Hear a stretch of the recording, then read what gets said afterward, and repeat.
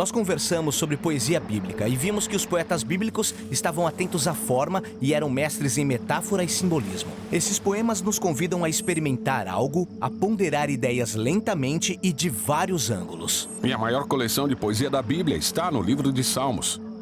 Então é isso que vamos ver aqui.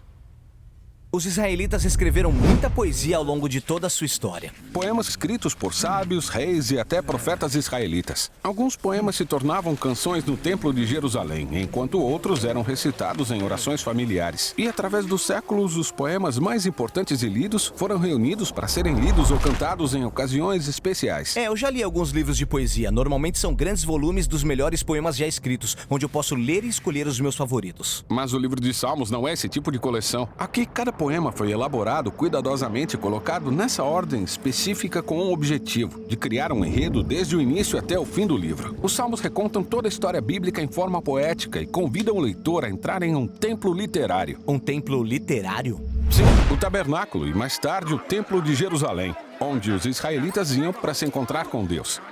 Quando você chegava, via obras de arte em todo lugar. Via sacerdotes fazendo rituais, ouvia canções e orações. Tudo isso proclamava simbolicamente que Deus governa o mundo do alto dessa montanha e que você está na sala de estar de Deus. Então o templo era um lugar para estar na presença de Deus e também para você se colocar na história do reino de Deus. Exato. Então tente imaginar como foi traumático quando os babilônios invadiram Jerusalém, saquearam e queimaram o templo e levaram muitos israelitas para o exílio. E onde eles iriam agora para se encontrar com Deus, cantar suas histórias e fazer suas orações? E é aí que entra o livro de Salmos. É um livro de orações para os exilados, criado como se fosse um templo móvel. Você entra no livro de Salmos para se encontrar com Deus e ouvir toda a história bíblica do reino de Deus cantada em poesia. Legal, mas o livro dos Salmos faz isso? Você vai entender. Existem 150 poemas divididos em 5 partes bem definidas. No início, existe uma pequena introdução. Os Salmos 1 e 2, que resumem a história bíblica e esboçam os temas principais do livro. Certo. O Salmo 1 fala do Jardim do Éden e do seu rio da vida. Sim, Deus colocou a humanidade em um jardim-templo. E lá, os humanos decidiram definir o bem e o mal segundo sua própria vontade, e por isso foram expulsos do jardim. Mas o primeiro salmo pinta um retrato de esperança e fala de um ser humano justo que tem prazer na sabedoria de Deus, chamada de Torá ou instrução. Essa pessoa é como a árvore da vida no jardim-templo. Ela floresce eternamente porque está plantada junto ao rio da vida de Deus. Isso é lindo, mas quem é essa pessoa? Bem, lembre-se da história de Gênesis. Após a rebelião humana, Deus fez uma promessa.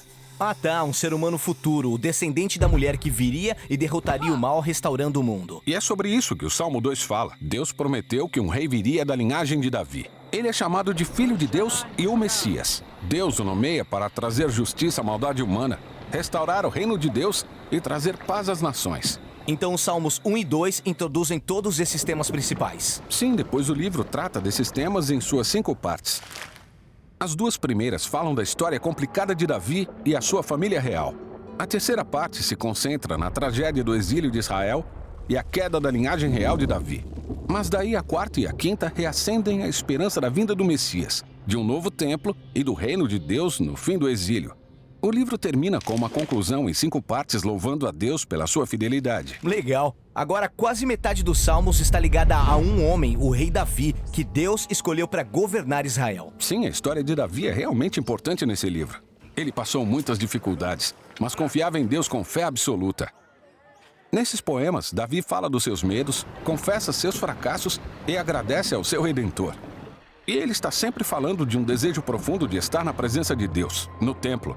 Espera aí, Davi viveu antes da construção do templo. Exatamente. Esse retrato de Davi, esperando e orando pelo reino de Deus e por um templo futuro, é semelhante às esperanças das gerações futuras de exilados. Por isso, eles podem se identificar com as orações de Davi.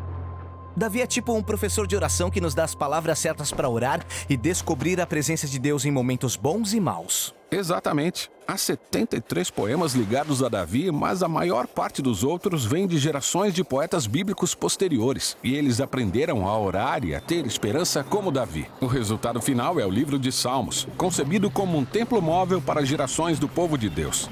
Esse não é um tipo de livro que você lê uma vez e depois deixa pra lá. Não, ele foi criado para uma vida inteira de meditação e releituras lentas. A ideia é que essas orações, lamentações e canções de louvor se tornem nossas.